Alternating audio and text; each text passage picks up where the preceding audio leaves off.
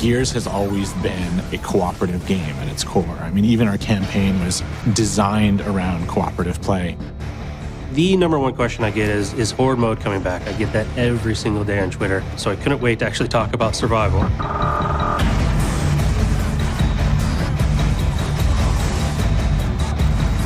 The base goal of it is you are defending a series of objectives, playing as the cog, and you get to use the classes that we have in Overrun. So you have the engineer, you have the soldier, you have the scout, you have the medic.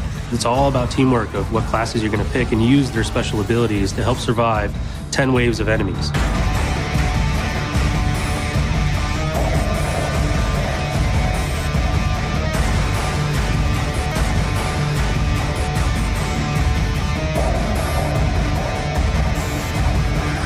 It shares the same kind of like gameplay mechanics as Overrun.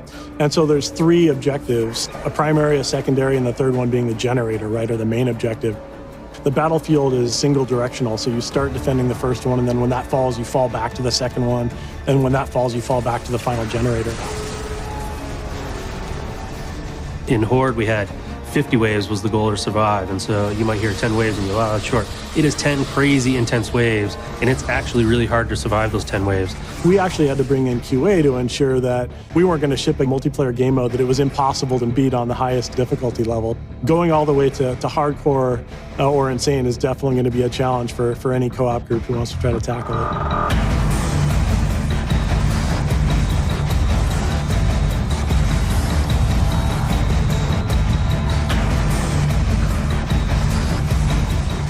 I think the key abilities that you're going to see, if they're used well, give you a big, big advantage.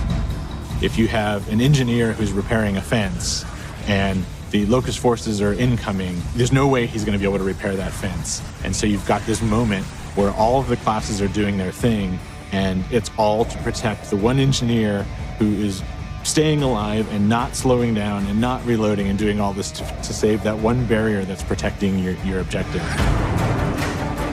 It's different every time. You know, it's going to be a different experience every single time using the Smart Spawn system. As you're changing and trying to figure out the best way to beat it, the game is changing on you, and so you're constantly having to adapt and figure out, oh man, we thought this was going to work, but now that it's different because, you know, we're facing different enemies. How are we gonna team up and actually beat it this time? There's a lot of just little ways that they can work together and complement each other that make that so much more valuable than, hey, everybody just runs in with their Lancer and shoots stuff. The 10 waves, the 3 objectives, it all kind of worked out to be kind of that magic sweet spot where the intensity level was just right, the length of experience was just right, the number of people involved was just right, and it just turns into this great experience.